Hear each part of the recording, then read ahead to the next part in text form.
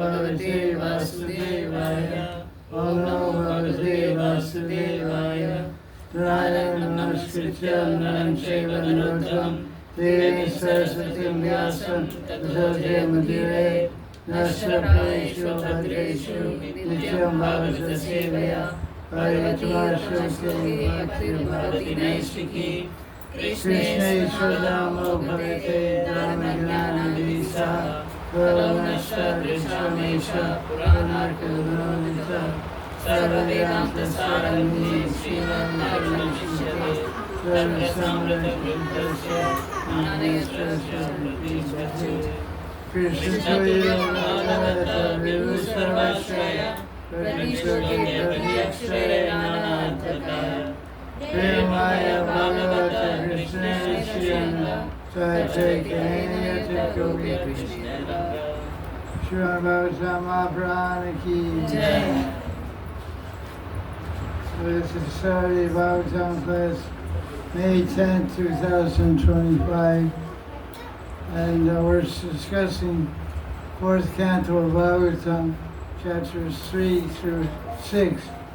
So before we begin, we should answer the 6 questions: who, what, when, where, why, and how.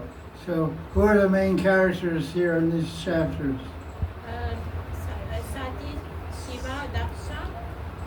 Sati's gone. The memory of Sati is the character.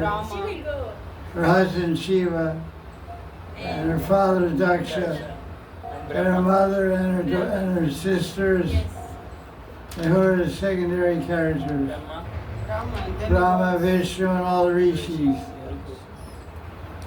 and the head priest Brigu. So where is it going on? Daksha's kingdom. Sacrifice arena. Sacrifice arena. Where is it? In Daksha's kingdom. Satyalok. Huh? In Daksha's kingdom, I do. Daksha's kingdom. Daksha's kingdom. Daksha's kingdom. Where is that? Delhi? No. Satyalok. Not in this planet, Gurudev. It's not in this planet. Yeah. Vishakpatam?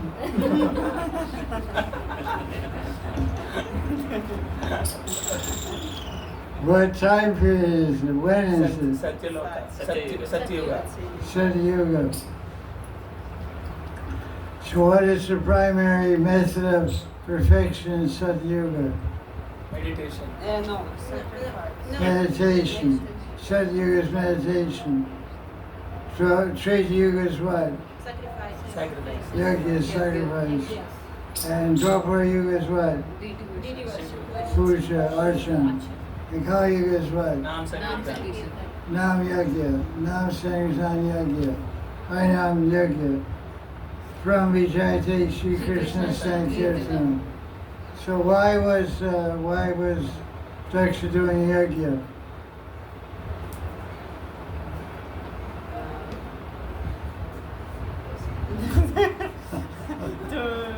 For Vishnu,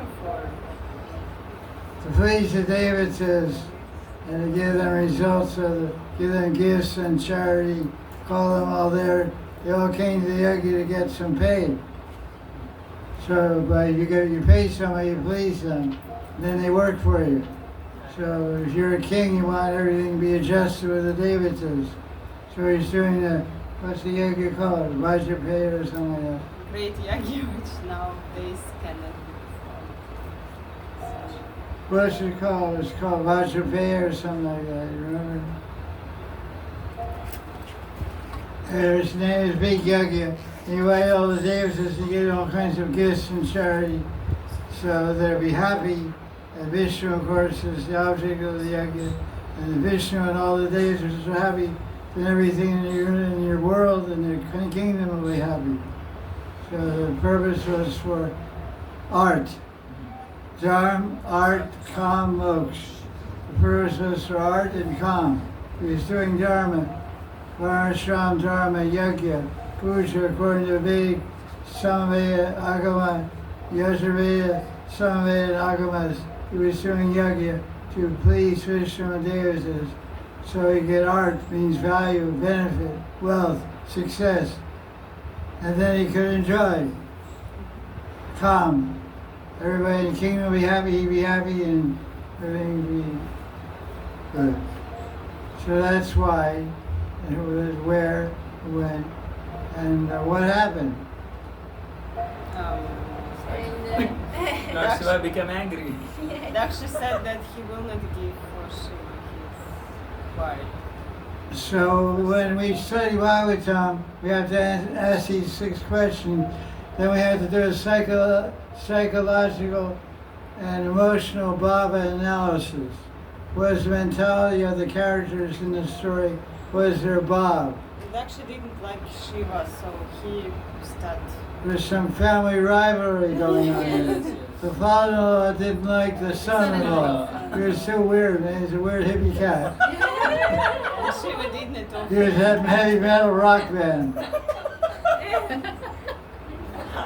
He didn't wear pearl necklaces and jewels, he wore skulls. He didn't wear fine perfumes, he wore ashes.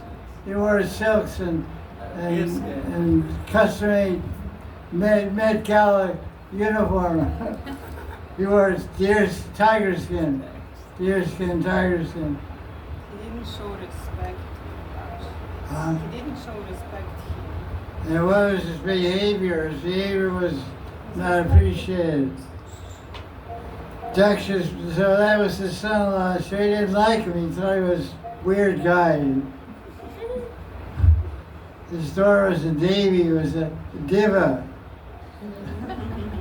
A diva from heaven. And she was all decked out and had she's a queen, princess. Her husband's like a smoking ganja, hang around with ghosts. You can judge someone by their association. So his associates had one head, one horn, no one leg. They were weird. He was weird.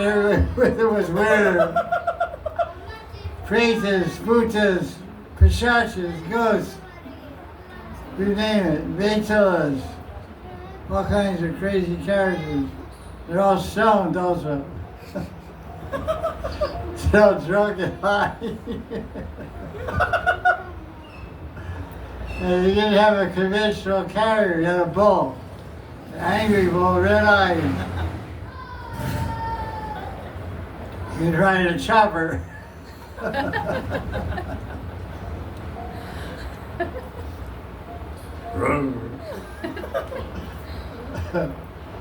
So Daksha was very proud personality. What was the role of Daksha? What was his role in this Leela? What was his function? Who is Daksha? Father-in-law. Prajapati. He's a Prajapati. Praja means people, living entities. Pati means Lord, master, creator. So he's an assistant creator with Brahma, Daksha. So he's in charge of expanding the universe, inhabitants of the universe, living beings in the universe. So he's a big personality, Daksha. But he doesn't have good qualities. And one thing, he's a Devata worship. He's a Karmakandi. What his religion is karma, Karmakanda, Varnashram Dharma. He was envious of the greatest Vaishnava, Vaishnava Yatad Shambhu. He was envious, he didn't like him and offended him. And so he didn't like his daughter also, although his daughter was his youngest daughter. There's a term in emotional Bhava called sneha. Sneha means affection. Affection is like water. Water runs to the lowest place. Goes from up top of the mountain to the river to the ocean. It goes down to the lowest place. So affection goes to the youngest member of the family. So she was the youngest of 10 daughters of Daksha, and he liked her the most. But he didn't like her choice of husband. So that was the problem. Sounds like modern plot for a movie from Bombay. Hindu Brahmin girl from Bombay marries Muslim from Hyderabad. So it gets problematic. She has to convert to Muslim religion, and a whole big story goes on in the movie. So that's basically what's going on. Let's get into, we know the time it is, Satya, we know who's involved. So let's look at chapter 4 now. Chapter 4 is a very sad chapter, very unfortunate occurrence. The wife of Shiva, against his wishes and disobeying his command, because of her womanly nature, she's attached to social events, wants to be in where the action is, go to the party. She ignores her husband, and she goes to see her father, and she gives up her body in that yajna. So, in the commentary, there's a summary of the thing. Krishna says Shiva understood that Sati, his wife, would kill herself either way. If she stayed home, she would give her body, or if she went to her father's yajna. Desiring to see her relatives, she went.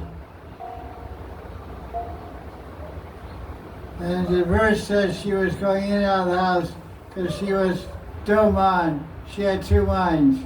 What's that called, two minds? Confused. Sankalpa Vikalpa. What does Sankalpa mean? Invention. Desire. Acceptance. What does Vikalpa mean? Rejecting. Prefer. You got a roof up. He's singing to his friends. His singing tryouts for the movie.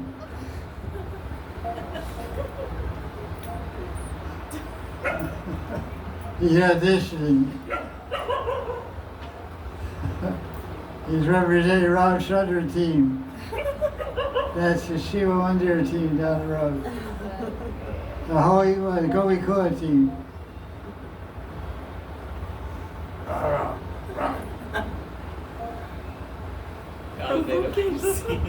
He's looking at me.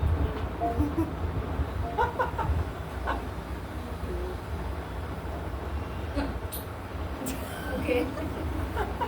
Verse number 3. So she was accepting, I shouldn't go. She went into the house, walked out of the house, so her mind was disturbed, so her body was also disturbed. She was moving here and there. That's verse 1. Verse 3,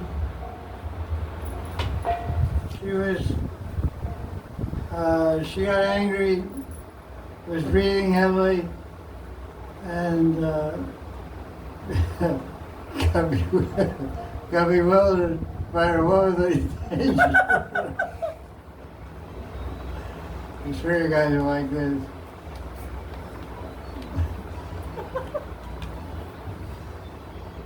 Let's see what Prabhupada says about this. Okay, kids.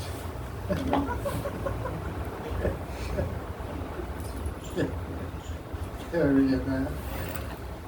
You're a kid. Okay.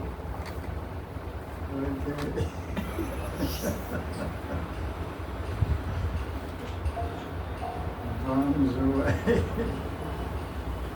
Bomb landed in Delhi. That's what he told me. But it didn't go up. It was because it made in Pakistan.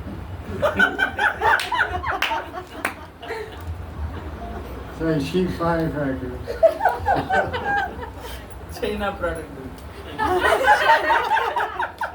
China gave it. Yeah. Chinese things doesn't work in India. Made in China fireworks.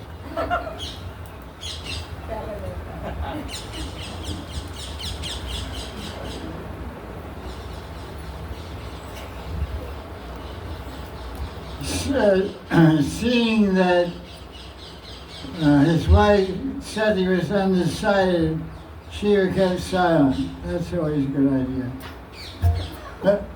And the wife's going crazy. I said, just keep quiet. Wait till she figures it out, then maybe he'll figure it out. But the first thing one has to figure out is the wife. Why is she actually got crazy? So Maharaj just looks.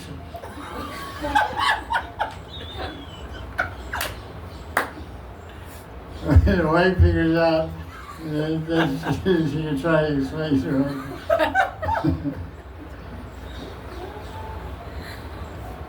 She is anxious about her relatives at her father's house, and at the same time she was afraid of Shiva's warning. Her mind was unsettled. She moved in and out of the room as the swing moves this way and that way. Like a pendulum, back and forth, back and forth. Purport. Sati's mind was divided whether to go to her father's house and obey the orders of Shiva. The struggle between the two decisions was so strong that Sati was pushed from one side of the room to the other, and she began to move like a pendulum of a clock. Duck, duck, duck, duck, duck, duck, duck, duck, duck, duck. Go stay, go stay, go stay. That's a common mantra in a woman's mind. Go stay. Go stay, go stay, go stay, go stay. Go stay, go stay. I'm going. Doesn't go. I'm gone. There you have it. Present tense, present perfect, and past perfect. Going, going, gone.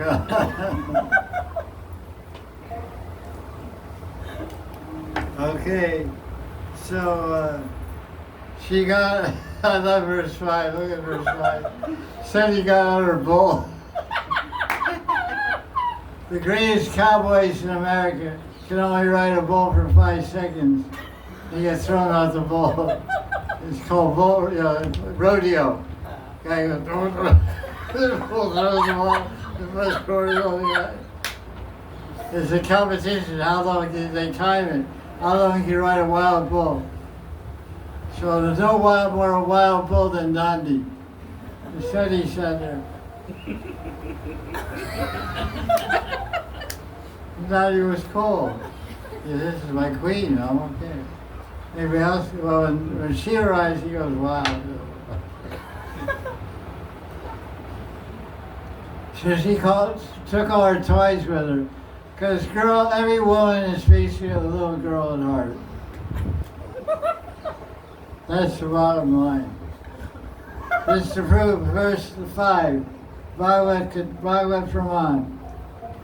Every woman is basically a little girl at heart. So she took along with her ball. So look all over your pocketbook and see what you have in there. You have so many scrappy, crazy things in your pocketbook. Every 3 months, one opens her pocketbook, dumps it on the floor, and 300 things come out. Then she goes, I saw that thing. I haven't seen it. I wonder where it was for the last 3 months. I guess I don't need it. But maybe I may use it.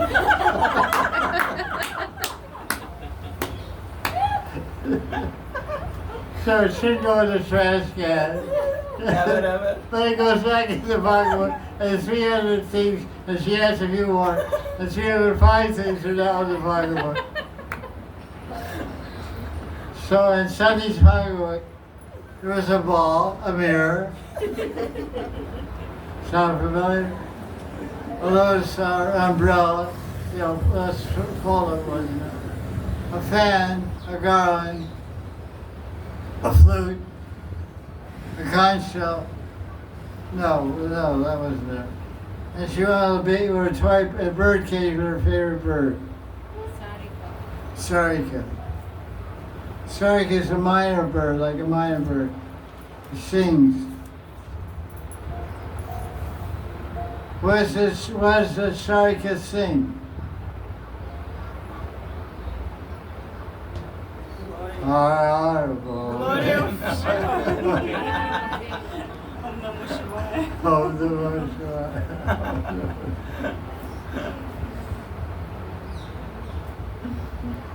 The bird and other items indicate Sunny's attraction to playing. So that means every grown woman, there's a little girl in every grown woman. You remember one time we took a ball and threw around the room? Who went crazy? She went, oh, absolutely crazy. Yeah, do. So all the girls were crazy. Guys were like, okay. He was like catching one hand. He was like pretending to sleep and catching one hand. Girls like, fully attentive, bouncing the ball, trying to knock it.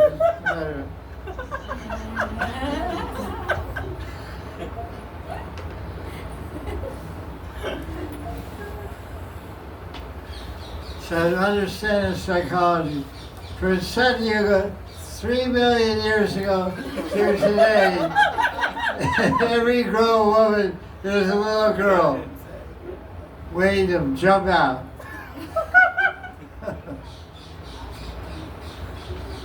Go to the seaside, if there's a swing there, and see who's the first one to get on.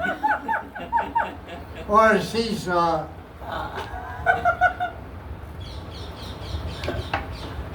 Or a slide.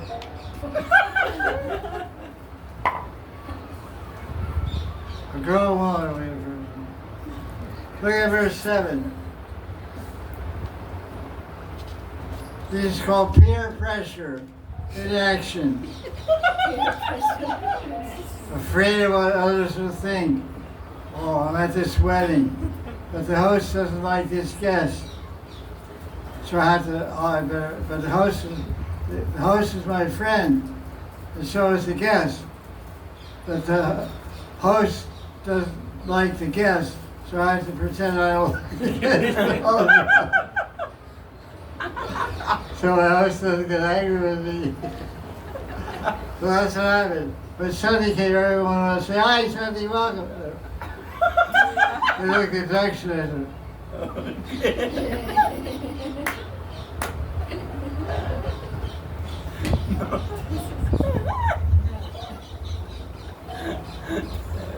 They ignored her. They gave her the cold shoulder. Dishonor is worse than Death. death.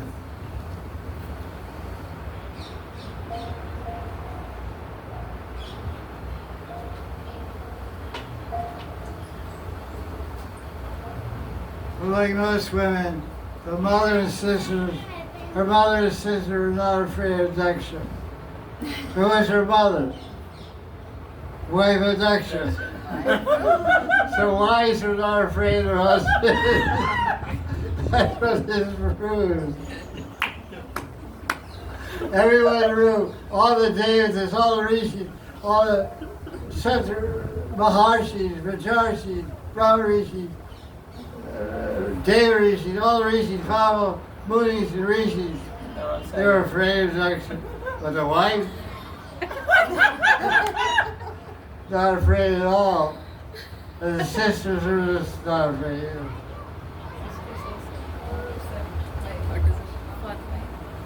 This is really good psychology in action. Nothing has changed. There's a phrase around they say, nothing new under the sun. There's nothing new. Same old, same old. Under the sun. 4 million years ago it was like this, and today it's like this.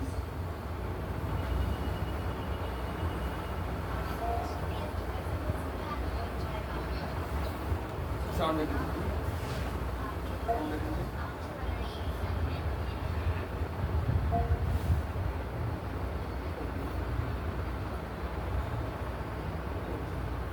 Probably that's a very nice prayer for you.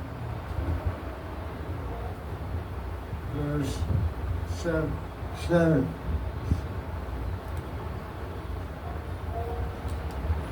Through their natural affection, Sati's mother and sisters embraced her with tears in their eyes and with loving feelings.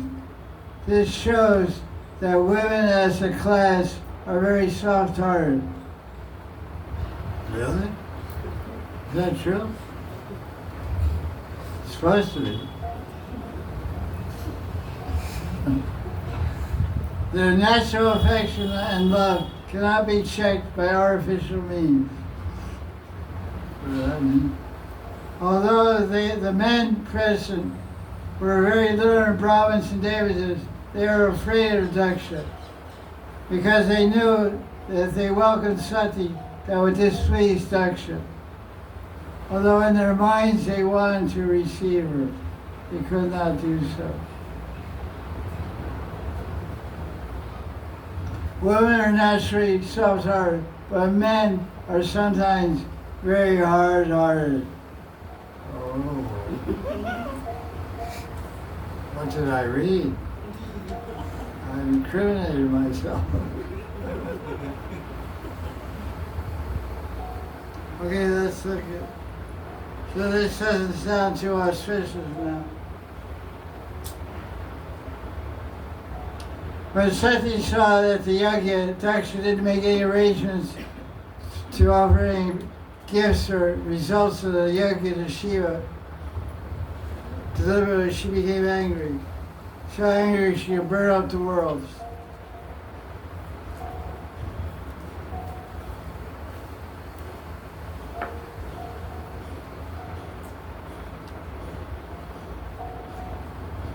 Prabhupada's commentary.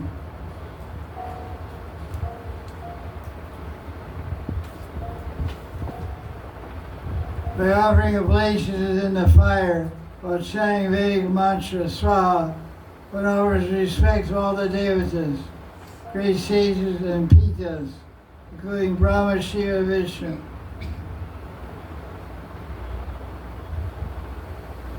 While Sati was personally present in the Yajna, she saw the Brahmins stood out of the mantra offering oblations to Shiva, Namo Shivaya Swaha.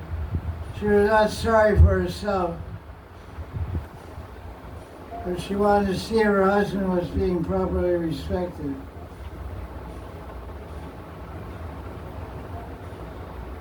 To see her relatives, her sisters and mother was not so important. Even when she was received by her mother and sister, she didn't care. She was most concerned that her husband was being insulted in the sacrifice. When she marked that insult, she became greatly angry. She looked at her father so angrily that Daksha appeared to burn in her vision. So, I hope all the men in the audience have not had that experience.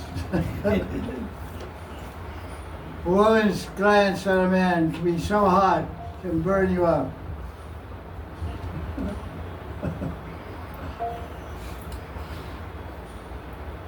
They say too sweet to resist and too hard to look at. Too sweet to resist, too hard to look at.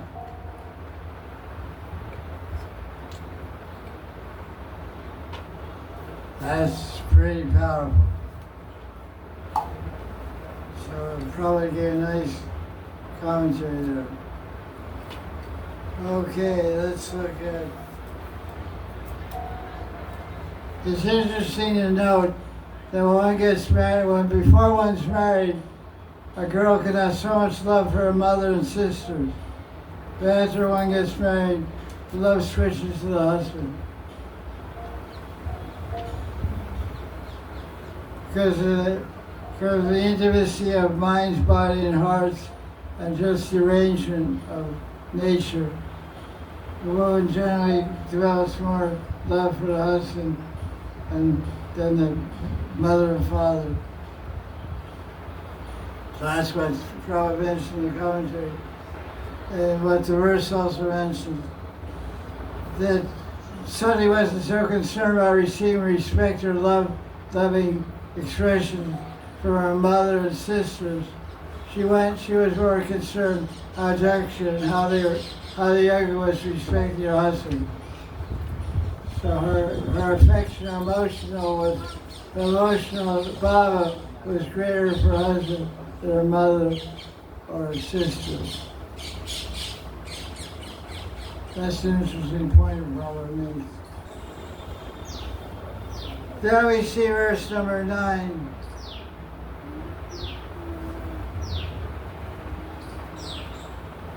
I guess I just read that. I just read the comment. Okay, let's go on.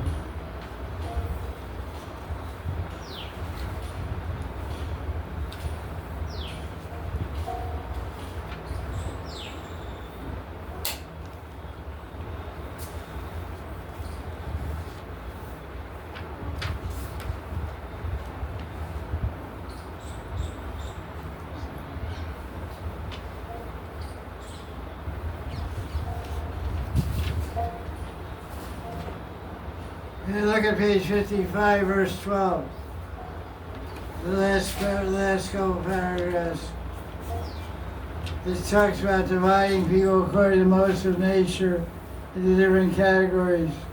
So it's obviously not all one, it's all one, and so much hierarchy and differences.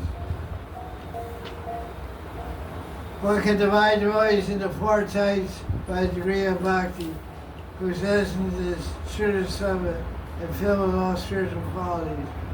One can also divide non-devotees into 4 types by the amount of offenses they could exhibit. So that's pretty interesting. There's like a Madhyam Aparati, a Kanishta Aparati, Uttam Aparati, Adhyatik Aparati, Adik Aparati. They have Prakrita Bhakta, they have Kanishta Bhakta, they have Madhyam Bhakta, they have Uttam Bhakta. As Jiva Goswami describes for 11th canto, there's Mahabhagavat, there's 4 kinds of Mahabhagavats, there's lots of different categories.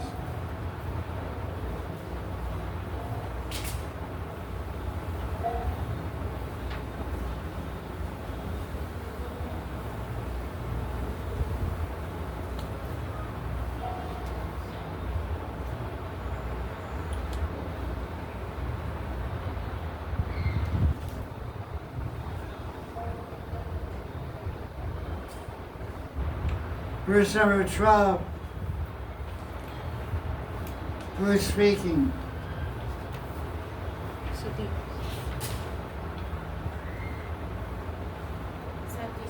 Sati.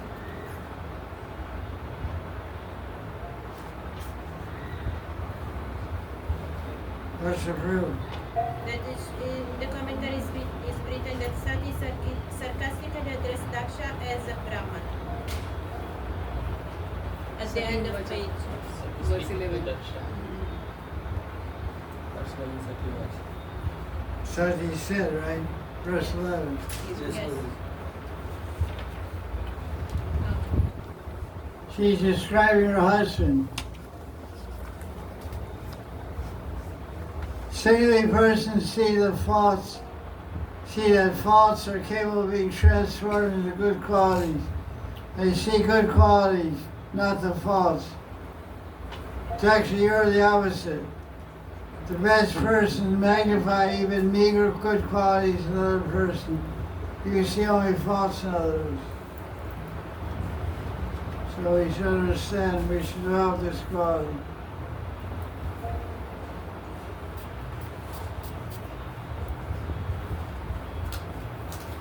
Verse 13 describes about the dust of the feet of the Vaishnava.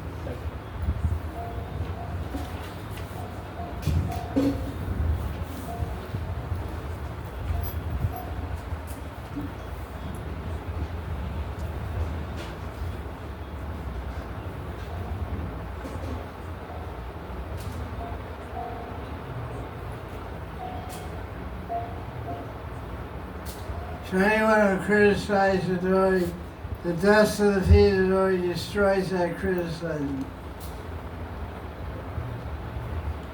Although the devotee personally tolerates the criticism, the dust of the feet does not tolerate it. It destroys the other person. That's pretty powerful dust.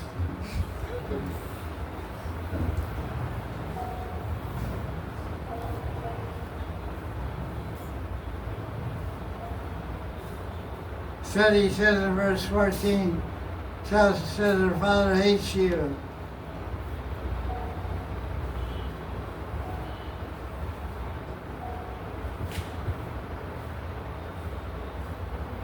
She glorifies, just saying the name Shiva, you get forgiven sins. She glorifies her husband, Vishabandhu. Vishabandhu means he's a friend of the universe. Verse 15, Vishwabandhu.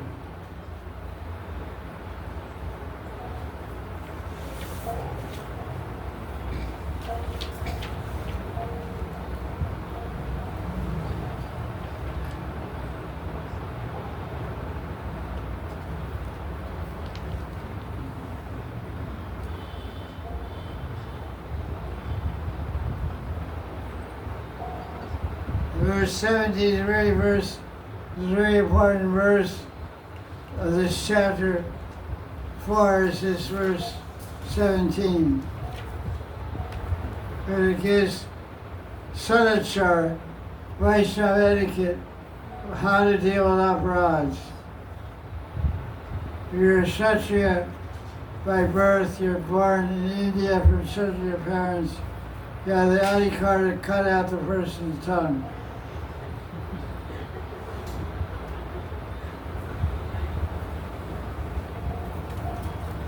If you're not, then run away. Cover your ears and run away.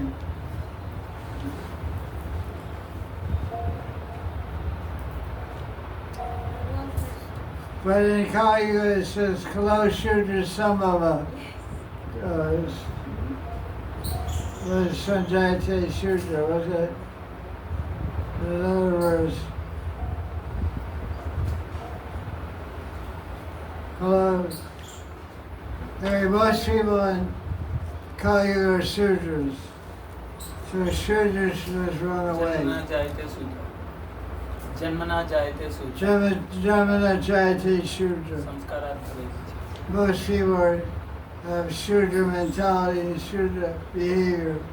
Even though they may be born in a Brahmin family, but they have the characteristics and the qualities of a Shudra. So they should follow the rules for Shudras, which means to cover your ears and run away. Okay, because I'm a little confused because here at the end of commentary is written a little different. That for Brahmana, one should go, but for Shudras and Vaishya, one has to give up his life. Yeah, but the Bhagavatam explains that Vaishnava is more than a Brahmin. There's many verses in Puranic literature that say one who takes Vaishnava Diksha is more than a Brahmin. There's also a verse in Babaji that says one who surrenders to Krishna gets perfection, even if he's Papayonia. Mami Partha Vipashitya Yevishu Papayonia Shio Vaishya Sata Sudras Kepiyanti Pramgatim. So one was a Vaishya, whether woman, man, Brit, Vaishya, sinful birth, Russian, American, French, German, anything. Either a Vaishya or more than a Brahmin, because they can get to go directly to Vaikuntha.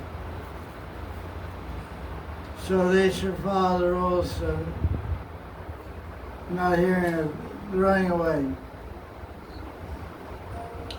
So he says, Kshatriya punishes God of time. Should give up your life. So practically speaking, most people are Vaishyas or Shudras.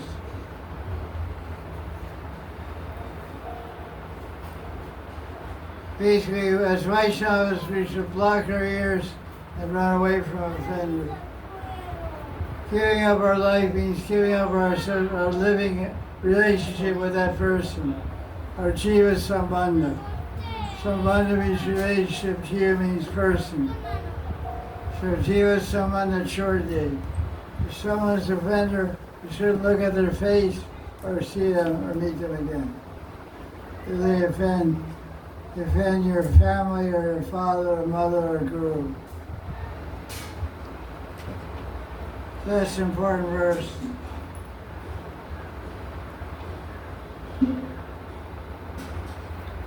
So Sati's giving it's called foreshadowing. So he's indicating what's going to happen to offenders. So Dad, you're going to get your tongue cut out. And your eyes, you're going to get everything from neck up cut off. Okay.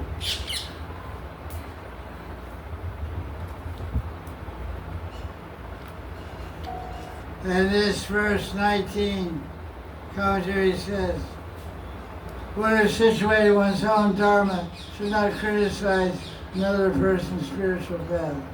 What's that verse from Gita? 3rd chapter, 23rd verse. Shreyan swadharmo viguna paradharmo bhaya swadharme nidanam shreyan paradharmo bhaya Shreyan swadharmo. No, there's one verse said, Buddhi to Veda. Buddhi to Veda. You should not speak or act in such a way to create disturbance in a person's intelligence. What is it? What number is it? 323? 326. 326. 326. Thank you. Gita 326, it talks about not disturbing another person's mind or path. Krishna himself tells Arjuna. 3rd chapter of Gita, verse 26. Buddhi Nabeda. Don't create a division in one's intelligence by your speaking or acting. If your intelligence is fixed on a particular religion, you shouldn't disturb by your crazy thinking.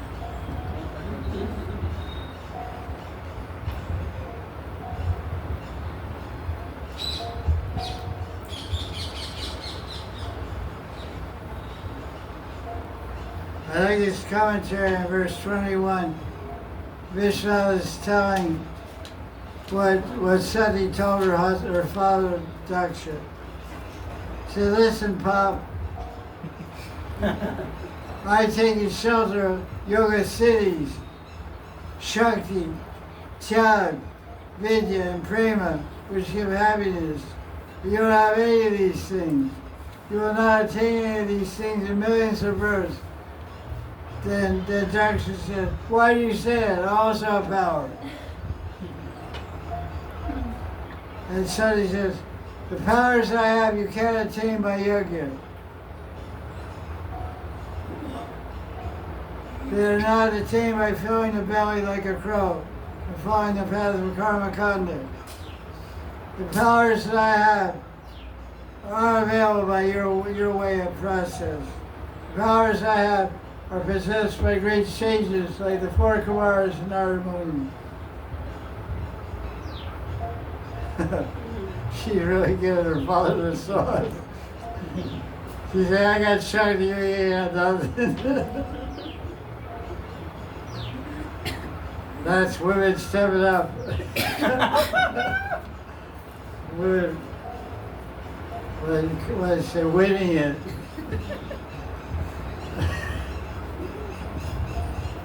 Okay, power on, sister. My low-born body from you is completely useless.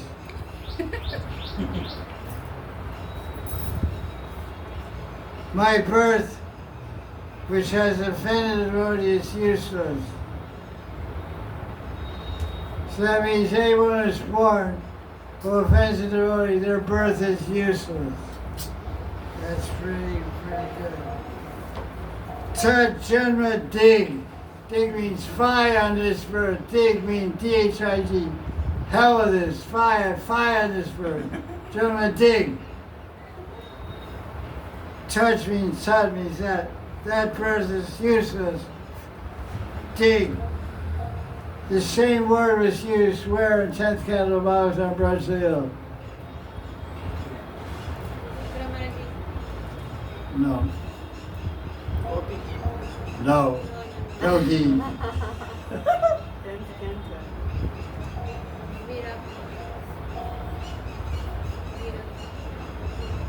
Also related topic, also related idea.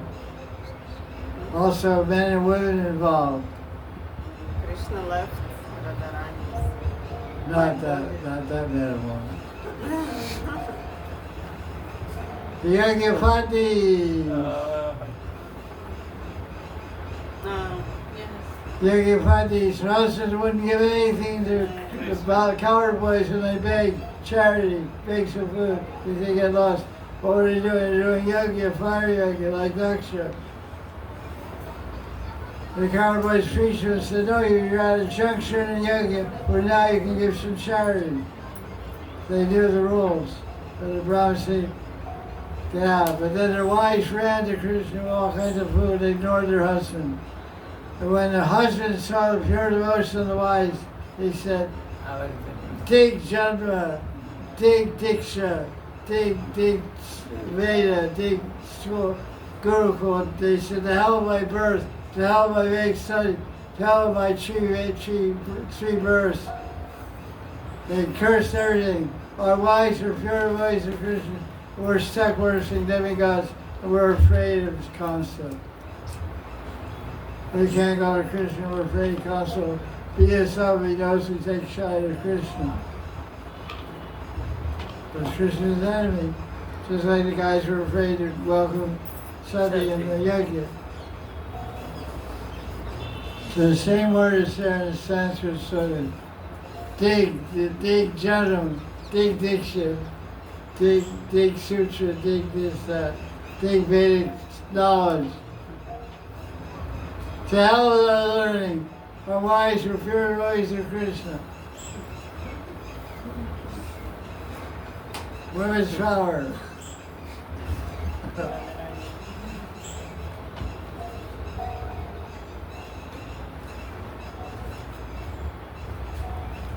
Lucky number 13, Sati gave it to Daksha. 13 verses. Boom, boom, boom, boom, boom. Oh, knocked them out. Amazing.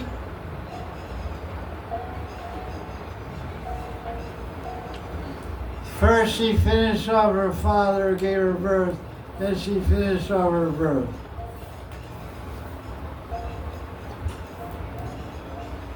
They described how she controlled her breathing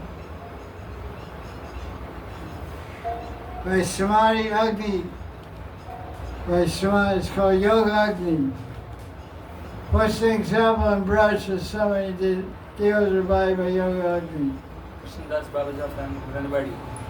Yeah, Ranabadi Baba, Krishnadas. Said Krishnadas Baba from the village of Ranabadi. What's the story about him? Oh, he went to Dwarka. Radharani said to stay in Braj, but he went to Dwarka. Yeah, he wanted to go to Dwarka, take darshan. Yes. Dwarkadish, Chardham, Dwarkadam. And, but to get darshan 500 years ago, you had to have marks of Vishnu burned into your arms, conch shell and chakra. And he was following Raghunagar Marg, trying to become a Gopi Radharani. Before he went, Radharani came in his dream and said, I've accepted you as my dasi. So I order you, don't leave Braj. I never take a step out of Vrindavan. My dasis never take a step out of Vrindavan. So he ignored the dream and went to Dwarka and got branded with marks of chakra and conch shell. He came back and he couldn't get into Leela.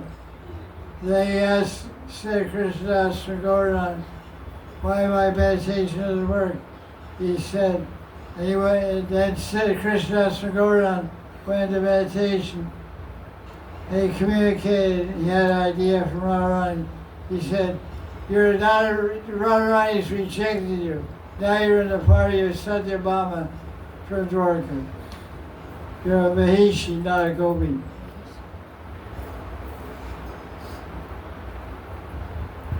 So he gave his body by Yoga Agni. He sat in meditation and burned up his body. That's exactly as described in the 4th Canto of Bhagavatam, chapter 4, verse 27, last word. Samadhi Agni. Kashuri said she was a Siddhi yogi, the rich yet all mystic cities. So Sati Parvati Durga is a yogini. Who's Adi Yogi? Shiva.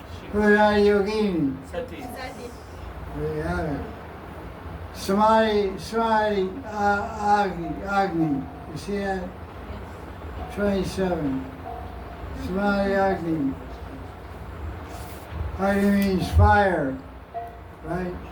Agni Day.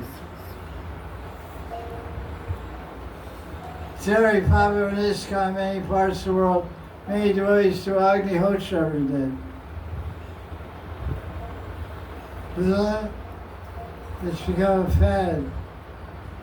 I think Guru Koli started. And in any place in the world they do fire yoga for material benefit and health. Prabhupada didn't introduce that. It's for material benefit and health. Somebody preached it and traveled around the world and got everybody excited about it. People over down were doing it.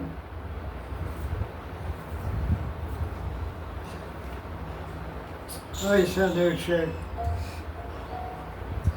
Nobody wants to do the old gold stuff, you know.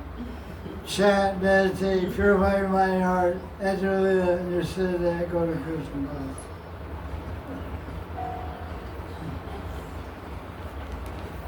Okay, so Seti burned up, and now what happens? So that chapter 4, Dora burns up. Chapter 5, Father loses his head. Because the goat. What's the characteristic of a goat? It doesn't lose his head. Goat can eat anything. Goats are vegetarian. Capra. Corn leaves. They eat frogs. Really? No. No. I don't know. Corn. Loads, they eat loads. I don't know what the characteristic of a goat.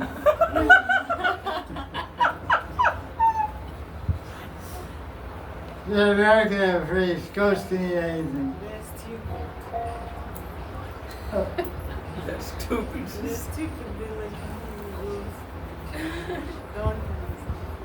The characteristic of a goat is climbing. They always like to climb to a higher place. That's the symbol of the son of Aries. Yes. Aries are achievers. Goats, if you have a dog and a goat in your backyard, where will you find a goat? On top of the doghouse. Okay. It's the highest point in the backyard. There's a fence around the backyard, it's all grass, and there's a doghouse. Dog's inside. Goat is on top. Goes on top. And very steep climbs also. Yeah, go come mountain. I went to Bajinath. I was looking out the window, the taxi, I said, what the hell's that on top? That was a dog or a wolf or something. Goat. It was a goat. 3,000 meters. 4,000 meters. Going on. It's like this. Climb. Today, good feet.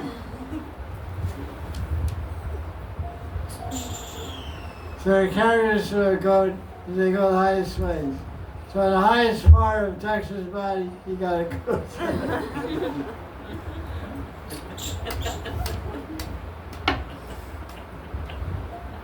That's the all connect. Okay, let's see what goes on here.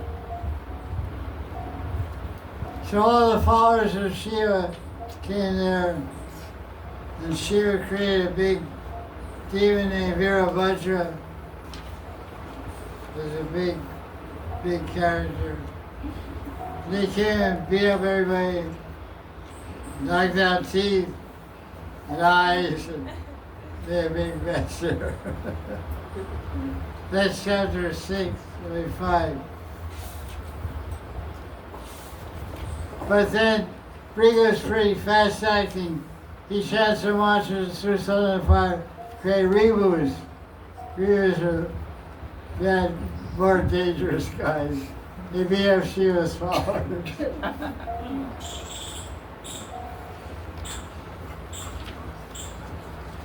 So that's a big mess. Chapter 6.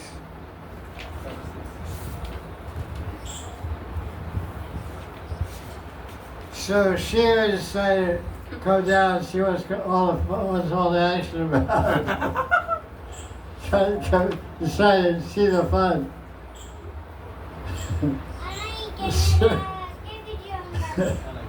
So when Shiva came to Yoga, everybody was happy, and of course they changed their tune. They're all very humble, very grateful, very appreciative of Shiva. And one by one, everyone in the yogi offered prayers to Shiva. Except Daksha. He didn't have a head.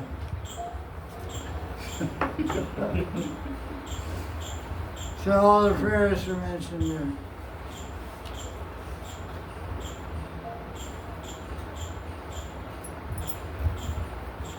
So Brahma, Indra, the whole gang was there. Brahma, Indra, Gandharvas, Apsaras, Brahmins, Pitas, Devatas, Pitris, all kinds of guys. Kinnaras, Apsaras. There's a bunch of verses to describe the beauty of Kailash. Yes. Kailash sounds like a nice place to go. So Kailash is so nice. Imagine what Vrindavan is like. Million times better.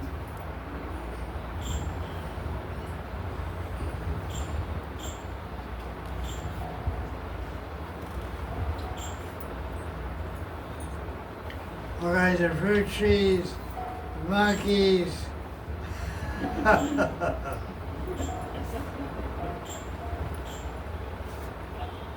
Your favorite.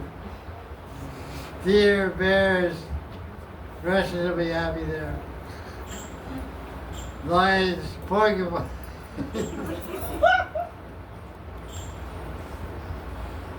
Tigers, buffalo. Mangoes. There's a Ganges was there.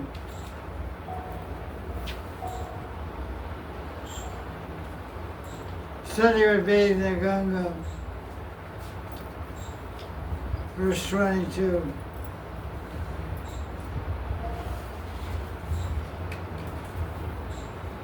Let's see what Prabhupada says about this.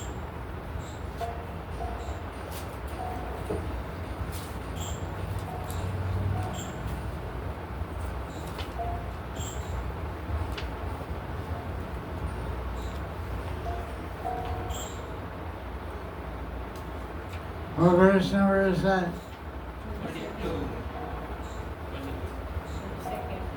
22.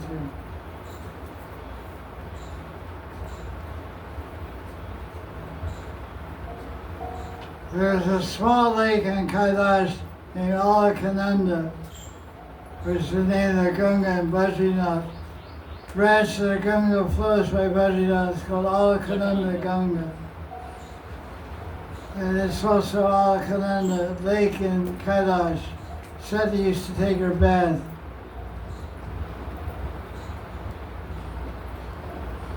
Prabhupada's commentary. According to commentary in a book called Srimad Bhagavatam Chandra Chandrika.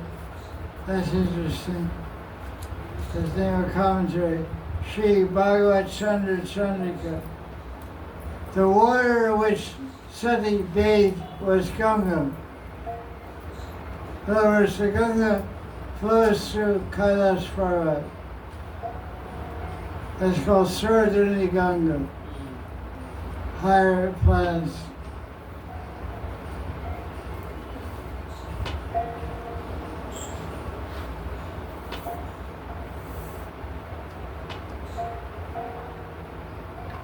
So she would bathe in the Alakananda Ganga. That's pretty cool. Okay. Okay.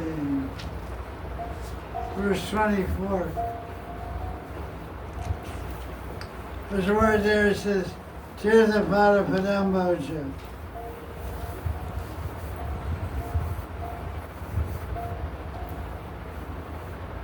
Outside the city, on Kailash, there's a city called Alaka. Who lives there in Alaka? On Kailash, there's someone who lives there in Kailash. Kubera, Alakapuri. Kubera.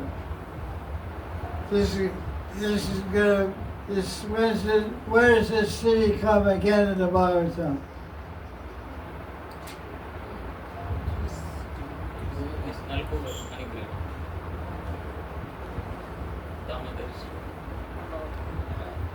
Maybe. That's true. There's sons of Kubera. But before that, no, in fourth canto.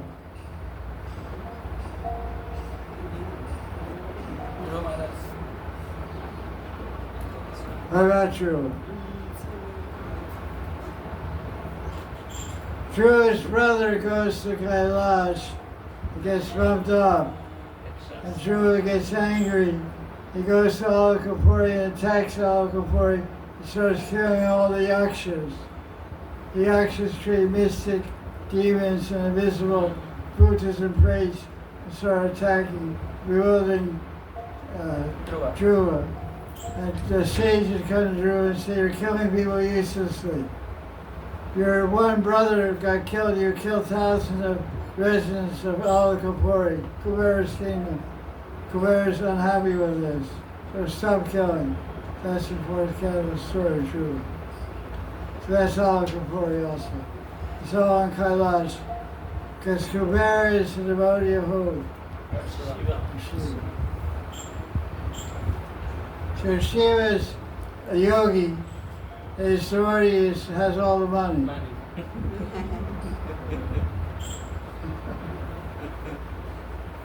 His wife does that. He's got a core body for a disciple. His wife lives under a tree.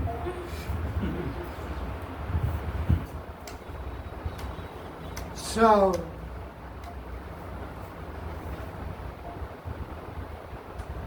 this verse 24 says, Alakananda is purified by the dust of the lotus feet of Bhagavan. Tirthapada Padamboja.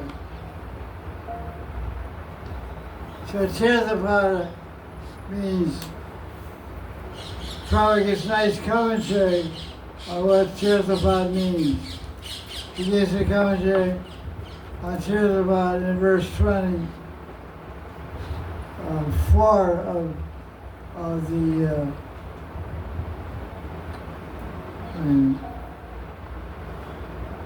verse 25 although the verse Tirthapada is verse 24, Prabhupada's commentary on verse 25 for some reason.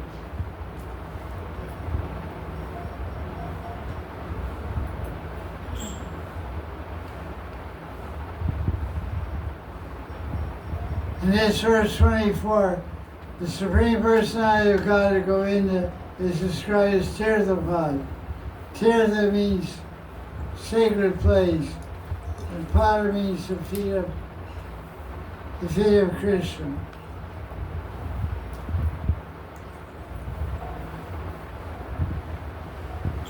One who is devoted to the feet of Krishna automatically becomes purified.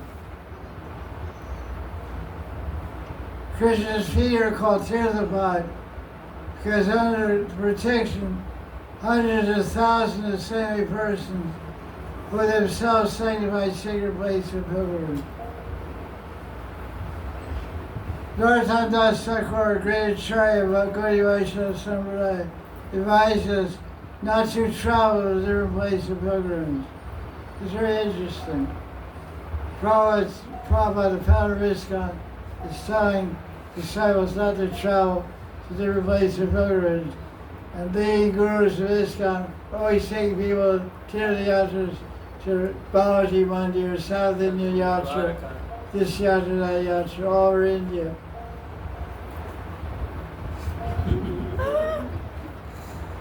Interesting idea. Prabhupada took people to Barsana, 1971. He came and took the brought the East India, took them to Barsana, Vrindavan, Gokul, Ravandagat, Igwasa, Vrindavan.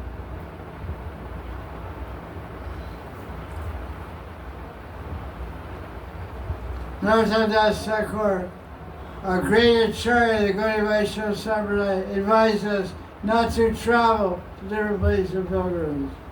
Bring back the sentiment. One who is intelligent will take shelter of Govinda, thereby automatically get all the purification of pilgrimage. Anyone who is fixed in the service of Govinda is called Tirthapad. He does not need to travel to various pilgrimages. He can enjoy all the benefits of such travel simply by engaging in the service of Krishna.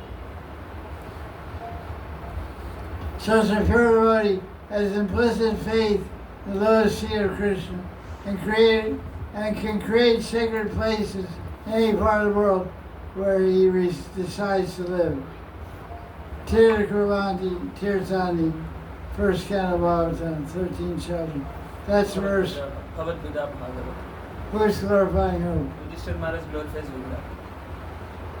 Yudhishthira Maharaj is glorifying Vidura, who's the hero of this story. Maitreya is speaking all this teaching to Vidura. So, Yudhishthira, because Vidura was traveling all over the place. Yudhishthira says, you yourself are a Tirthapad, are a walking pure holy place.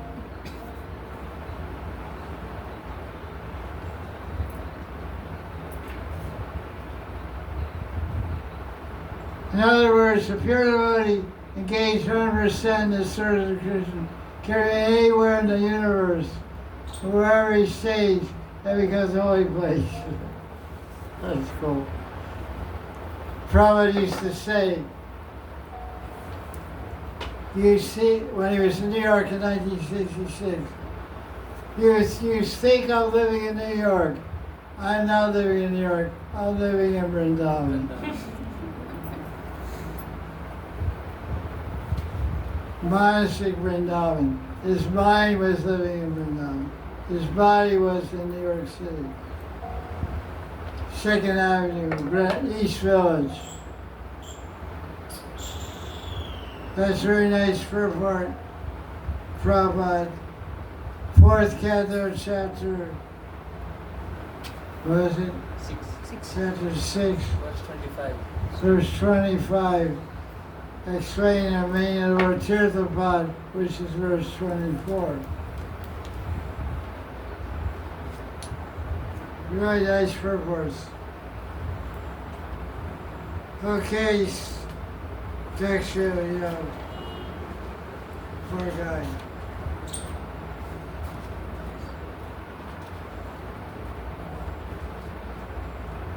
Tirthapad.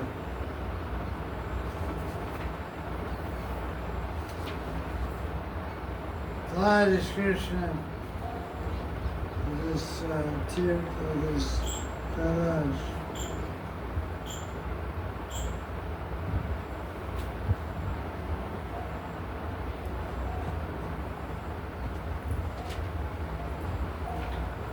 So what's the main guy at Kailash? Shiva. So he appears, and the chapter is called Devatas Approach Shiva. So they come to invite him to the yajna and cool him down and beg his forgiveness and glorify him. In chapter 33, they see him.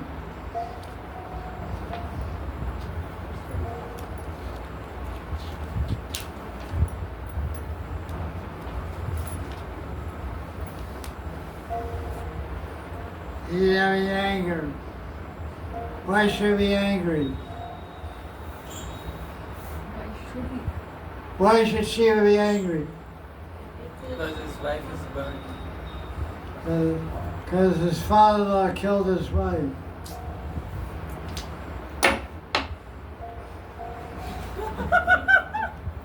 Just if it's wife.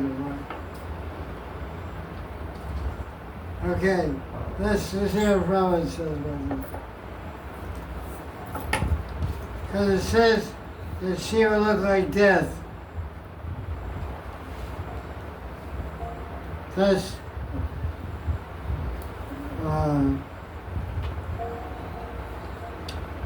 the translation of Bhagavatam.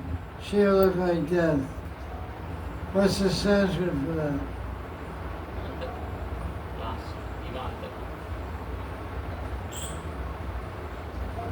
Ivantikam. Now here how Prabhupada translates it. The Devas saw Shiva sitting under a banyan tree, which could give perfection to mystic yogis and deliver all people. Shiva appeared as grave as time eternal. That's much better translation. He looked as grave, as sober, grave, Gira, as time eternal. You appear like death. That's not very poetic or very descriptive. It's rather negative. Because the Sanskrit doesn't say death. Antika means end. Doesn't say deathicum. Doesn't say richicum. And in what?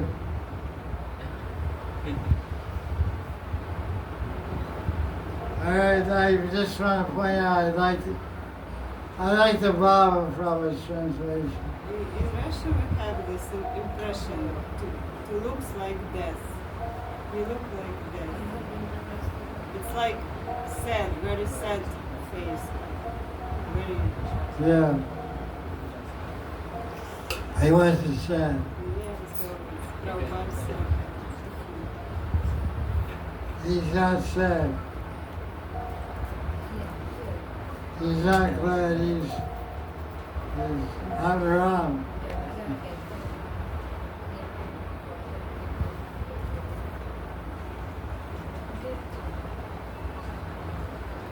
Lord Mahamaya in this verse 33. You see it?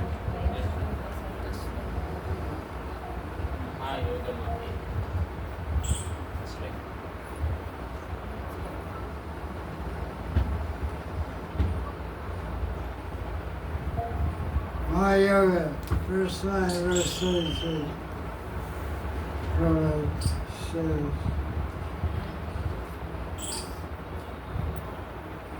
it's very significant. Yoga means meditation on Krishna. And Maha Yoga means to engage in Vishnu Seva. That's Mahayoga. Meditation means remembering Swaram. There are different kinds of bhakti. Swara is one limb of bhakti. Yoga remembers the form of Vishnu in his heart. Chaturusraya. There are many devotees who meditate on Vishnu. The Sanskrit word Ma is derived from the word Mahat, means a great number of quantity. Mahayoga means there are many great yogis meditating on the form of Vishnu. So Shiva was sitting under a banyan tree. He was surrounded by yogis. Cool sight, huh? He Adiyogi or Chota yogis. Adiyogi, Chota yogi. Yeah, chill also. Age of meditation. Yes. Meditation aid.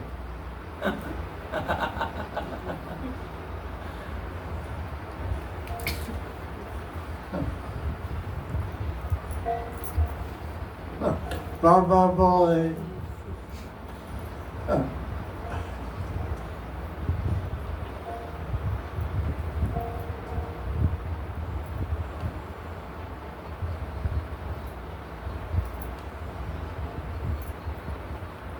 That's it, that one. Okay, let's go on.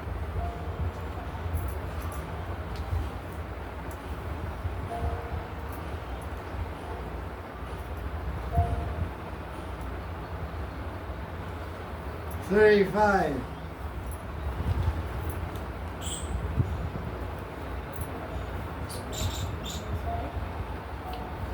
He saw Shiva. Shiva's Vishnu Suridam. Vishnu Suridam means friend of the universe. Vatsaya Lokamangalam. What great Sanskrit words Lord and Shiva. Vatsaya Lokamangalam. He has fatherly affection and is auspicious for everyone.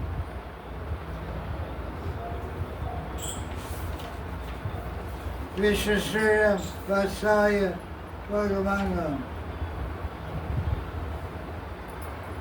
The friend of the universe.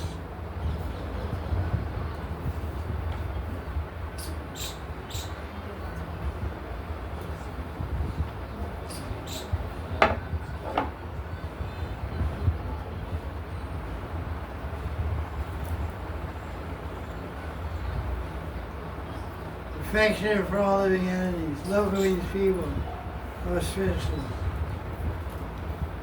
Bro, that's a commentary on this verse.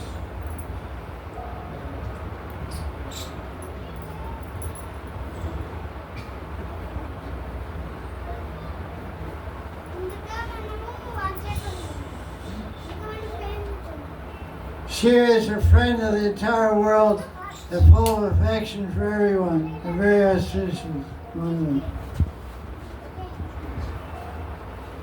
Shiva is full of wisdom and austerity, but who knows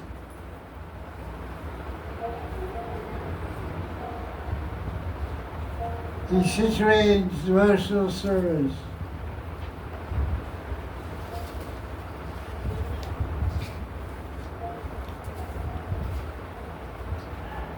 Lord Shiva is described in this verse as Adishvara. Ishvara means controller. Adishvara means control of the senses.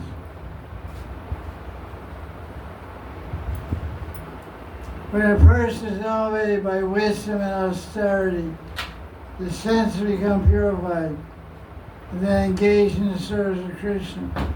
Lord Shiva is the emblem of such perfection. Therefore, as Krishna says, Vaishnavam Yata Shambhu.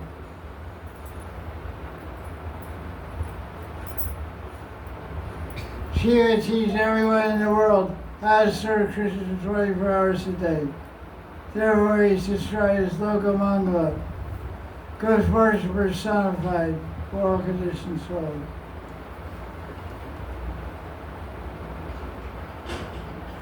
Then it says,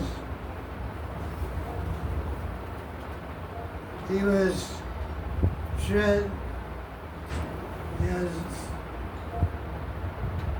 dressed in deerskin, matted locks of hair,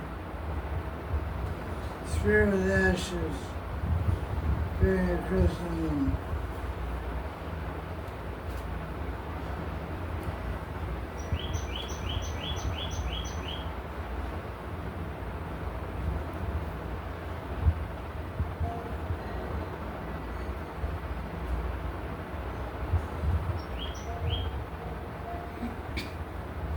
It wasn't a deer, it was an antelope.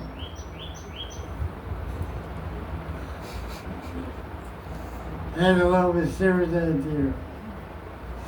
Kind of like the same. Longer horns, yeah. Big pointed horns.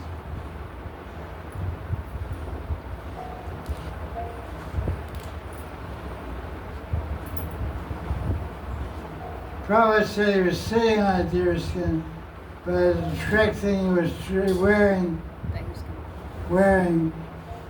because it says Ajinam Angainam. His body was covered.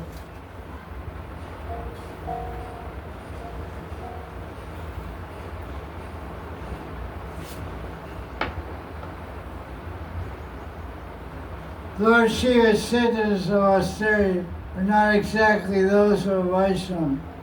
Lord Shiva is certainly number one Vaishnava, but he exhibits a feature of a particular class of men who cannot follow Vaishnava principles. Vaishnava Gora. The Shaivites, devotees of Shiva, generally dress like Shiva. Sometimes they indulge in smoking and taking intoxicants. Such practices are never accepted by followers of Vaishnava rituals. No bambamboli for us. No chill for us.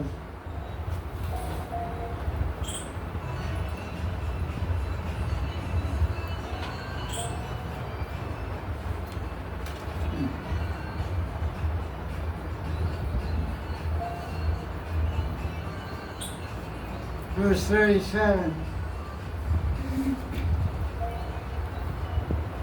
They're all sitting there with Dharamuni.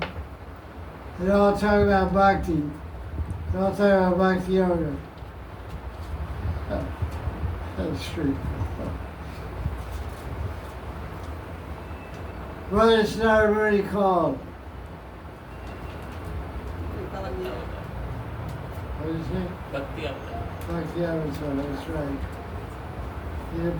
Dharamuni is called a Bhakti Avatar. So who is Shiva? What's the relationship to Shiva and Narada?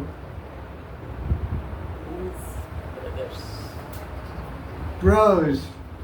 Bros. Who is the father? Brahma. They're bros. Brothers. So it's described as saying Yoga Asana.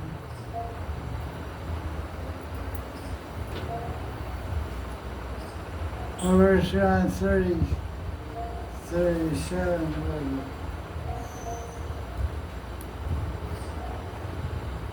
38.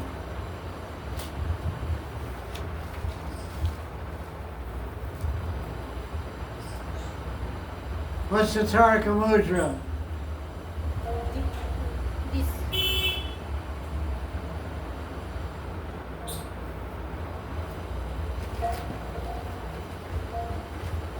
It is.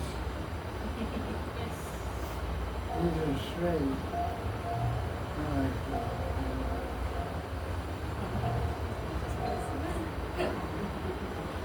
The fingers are too far apart.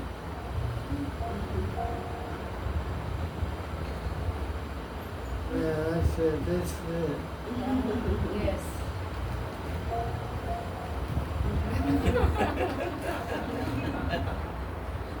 Fingers together.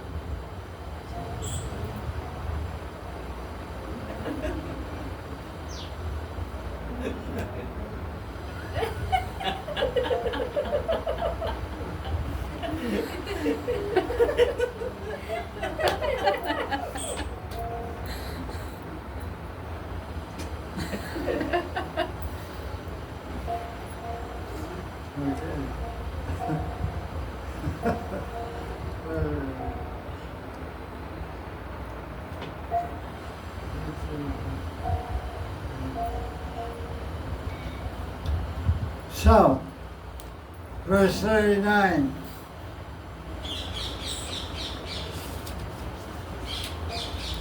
Second line, Munio Madanam.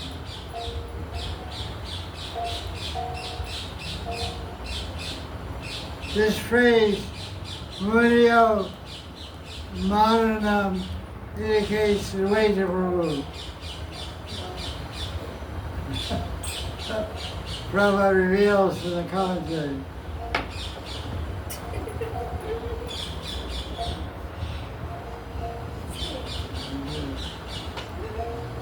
Just this.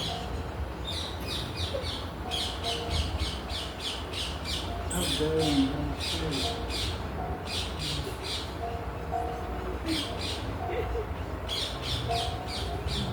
Very smart.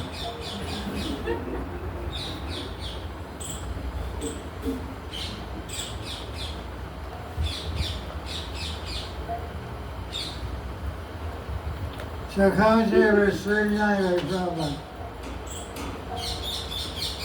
In the verse, it says line 2, Yoga Kaksham. This describes sitting posture. And there also is Madanam. What is that? Adyam Madanam. No, third and fourth, yeah, right. Manunam Adyam. Listen to this commentary. This means philosopher. Such a man is first called Manu. Shiva is the chief of all thinkers. Shiva is always thoughtful how to deliver demons from fallen condition. It said that during the advent of Chaitanya, son of Shiva appeared as Vaidabharu. Vaidabharu's chief concern was to elevate fallen conditioned souls to the path of Krishna Bhakti. Since people are engaged in useless occupations, which would continue their samsara, Shiva had a far way to appeal to the Supreme Lord to appear as Lord Chaitanya, to illuminate delusioned souls. Lord Chaitanya appeared on the request of Vaishnacharya. Therefore, Lord Shiva had a sampradaya. He was always thinking about deliverance of fallen souls as exhibited by Vaidabharu. So very nice. Vaidabharu appears from his commentary in relation to the son of Shiva. We're happy about that. That's fourth canto, chapter 6, verse 39, this commentary.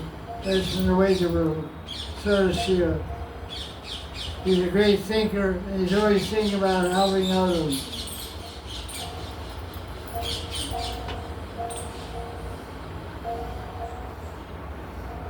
That's really crazy.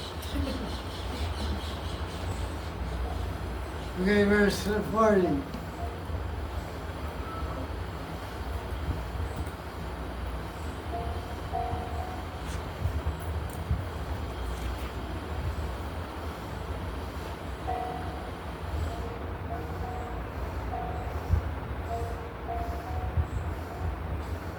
So the verse 40 shows a lot of worship and respect being shown So it kind of teaches Vaishnava behavior, so. Shiva, being a senior person, was worshipped by the devatas. But even though when he saw Brahma, because Brahma was his father, he stood up to show his respect to Brahma. Madhukari.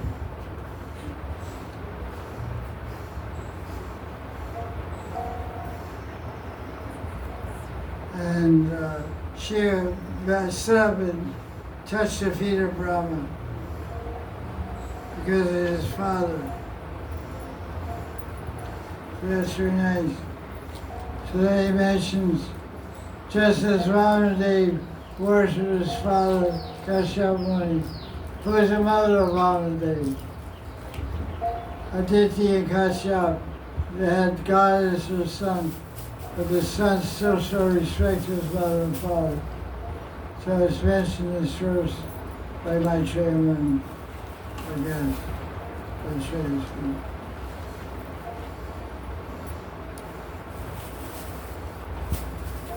So that's all about behavior, that the mentality is showing respect according to position and age.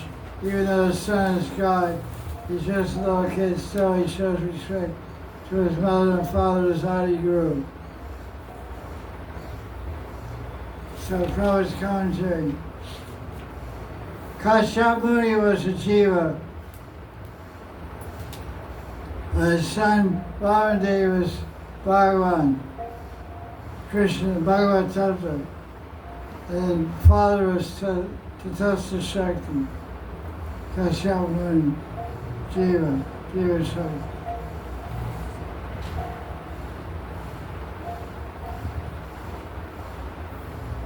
Mahanidhi were respects to Kashyap.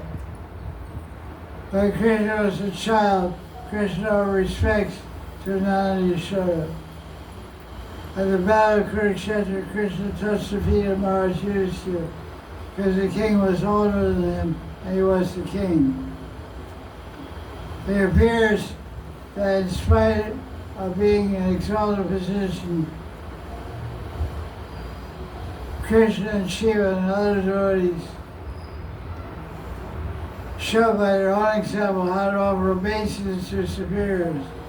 Lord Shiva offered obeisance to Brahma because Brahma was his father, although spiritually and Chesna Shiva is superior to Brahma. He's Vishnu-tattva, so Shiva is Vishnu-tattva. And Brahma and Shiva-tattva. So that's the point. Now look at verse 42.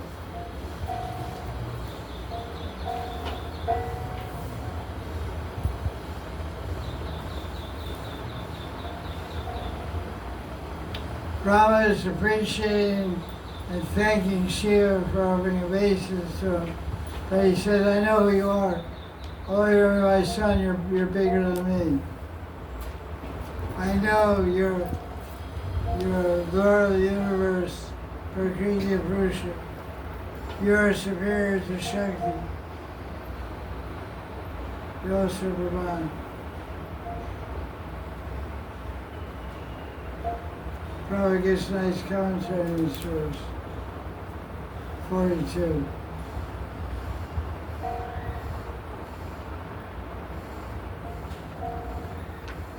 Brahma said, Oh Shiva, I know you're in control of the entire material manifestation. You're the combination of mother and father of the cosmic manifestation, and supreme mind beyond the cosmic manifestation as well. I know you in this way. Prabhupada's commentary. When Brahma received respectful obeisance from Shiva, he knew that Shiva was in a more exalted position than himself. For Shiva's position is described in Brahma Samhita. There is no difference between Shiva and Vishnu in original position, but still Shiva is different from Vishnu. The example is given that milk and yogurt is not different from original milk, which is made. What's the difference between milk and yogurt? That from milk we can make yogurt, but from yogurt we cannot make meat. Quality. That's right. Taste is different. Also, That's the truth. Yeah, it's written you can make, but it's different product. in this example, No, but it's true, you said they're in taste. But the analogy is is related to the subject of the identity of Vishnu and Shiva. Vishnu is independent of Shiva because milk doesn't need, milk is the origin of yogurt. Can't have yogurt without milk. So Shiva's origin is Vishnu. Because he's origin of everything. So milk can become yogurt and ice cream and butter, cheese. But yogurt can't do anything but be yogurt. So Shiva can become Vishnu. And Vishnu can become Shiva. So the idea is Vishnu is independent of Shiva. So to think, the second offense is to think that Shiva is independent of Vishnu.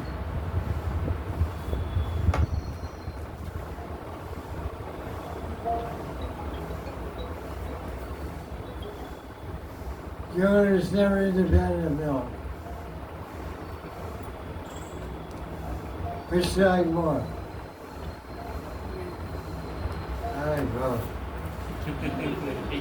It's a runner-up.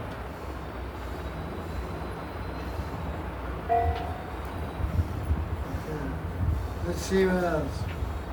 So, Brahma offers all kinds of prayers.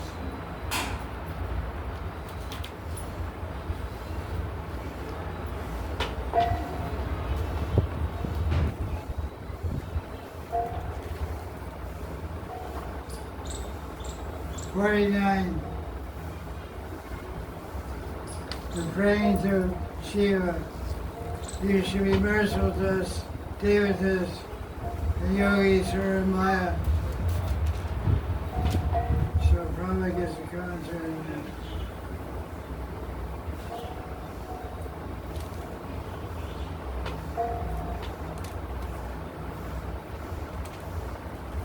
What time is it? 5. 5. 4.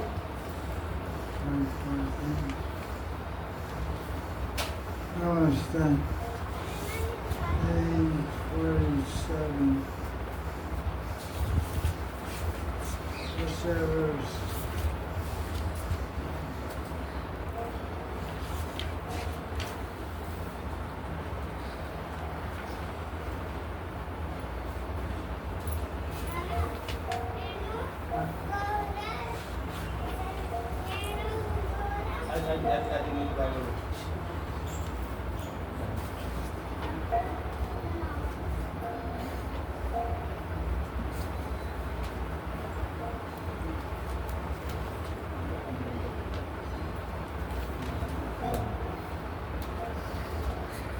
Okay, let's go.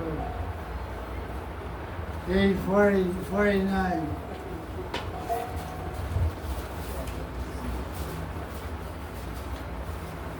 Read the Sanskrit. भवांस्तु पुंस परमस्य मायया दुरन्ते आपृष्टमतिः समस्तदृक् तया हतात्मास्मनुकर्मचेतस्तु अनुग्रहं कर्तुमिहासि प्रभो। Read in English.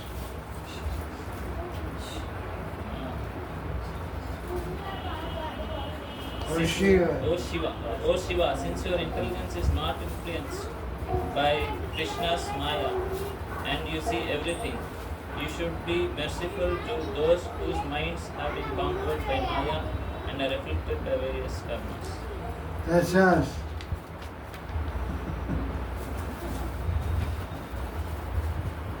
Here's Rama's commentary. A Vaishnava is never bewildered by the influence of Maya, because he's always engaged in the service of Krishna. Deviation Guru Ai. Maya Durudhi. मामेव ये प्रपद्यन्ते मायामेतां प्रपद्यन्ते. Okay. Vaishnavas should take care of those who are bewildered by Maya instead of becoming angry with them. Because without a Vaishnava's mercy, they have no way to get out of Maya. Those who have been condemned by Maya are rescued by the mercy of the devotees. Prabhupada quotes the verse, Vashakavatu पतितानां पावनेभ्यो वैष्णवेभ्यो नमो नमः. It's really, Prabhupada's verse really cool. However, single beings all the ways of the Lord. They're just like the desire trees who will fulfill the desires of everyone and full of compassion for the fallen conditioned souls. Those who are influence of Maya are attracted to karma by a Vaishnava preacher who attracts their hearts to Krishna. That's done. Vaishnava preacher attracts their hearts to Krishna. Okay. There's the road Shiva.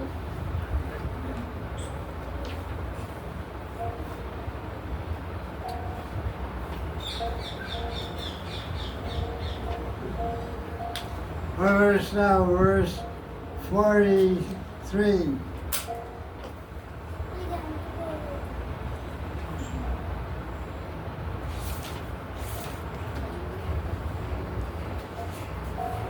Forty-nine. 39.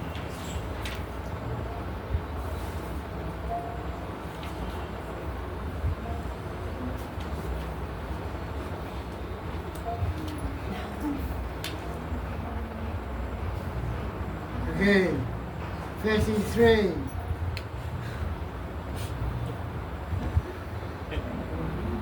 Oh, oh Rudra, destroyer of sacrifice, may you take your share of the yajna.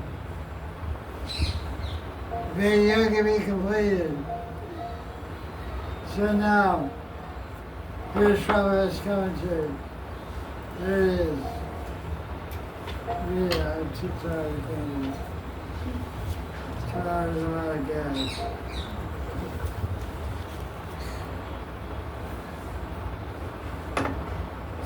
A sacrifice is a ceremony performed to please Krishna. In Srimad Bhagavatam, first canto, second chapter, it is stated that everyone should try to understand whether Krishna is satisfied by his activity. In other words, the aim of our activities should be to satisfy Krishna. Just as in an office, it is duty of a worker to see that the proprietor or the master is satisfied. So everyone's duty is to see whether Krishna is satisfied by one's activity. Activities to satisfy Krishna are prescribed in the Vedic literature, and execution of such activities is called yajna. In other words, acting on behalf of Krishna is called yajna. One should know very well that any activity besides yajna is the cause of material bondage. That is explained in Bhagavad Gita 3.9. Yajnatha karma nonyatra loka yajnatana तदर्थं कर्म कौन्तेय. Utka sanga samachara. Karma bandhana means that if we do not work for satisfaction of Krishna, Vishnu, then the reaction of our work will bind us. One should not work for his own sense gratification. Everyone should work for satisfaction of Krishna. That is called yajna. After the yajna was performed by Daksha, all the demigods expected prasada, the remnants of foodstuffs offered to Vishnu. Lord Shiva is one of the demigods. So naturally he also expected his share of prasada from yajna. But Daksha, out of his envy for Shiva, neither invited Shiva to participate in the yajna nor gave him his share after the offering. But after the destruction of Yajna Arena by the followers of Shiva, Brahma pacified him and assured him that he would get his share of prasada. Thus he was requested to rectify whatever destruction was caused by his followers. In Bhagavad Gita 3.11, it is said that all devatas are satisfied when one performs yajna. Because the devatas expect prasad from yajnas, yajna must be performed. Those engaged in sense gratification, material activities must perform yajna, otherwise they will be implicated. Thus Daksha, being the father of mankind, was performing yajna and Shiva expected his share. But since Shiva was not invited, there was trouble. By the meditation of Brahma, however, everything was settled satisfactorily. By the mediation of Brahma, however, everything is satisfactory. The performance of yajna is a very difficult task because all the devatas must be invited to participate in the yajna. In this Kali Yuga, it is not possible to perform such costly sacrifices, nor is it possible to invite devatas to participate. Therefore, in this age, it is recommended Yajna Sankirtana Prayer Yajanti Hi Sumedhasaha. Those who are intelligent should know that in the Kali Yuga there is no possibility of performing Vedic sacrifices. But unless one pleases Devatas, there will be no regulated seasonal activities for rainfall. Everything is controlled by Devatas. Under the circumstances, in this age, in order to keep the balance of social peace and prosperity, all intelligent men should execute the performance of Sankirtan Yajna by chanting the holy names Hare Krishna, Krishna Krishna, Hare Hare, Hare Rama, Rama Rama, Hare Hare. One should invite people to chant Hare Krishna and then distribute prasad. This yajna will satisfy all devatas and thus there will be peace and prosperity in the world.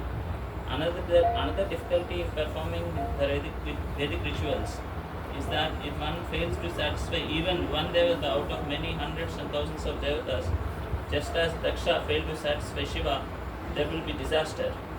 But in this age, the performance of sacrifice has been simplified. One can chant Hare Krishna and by pleasing Krishna, one can satisfy all the devatas automatically.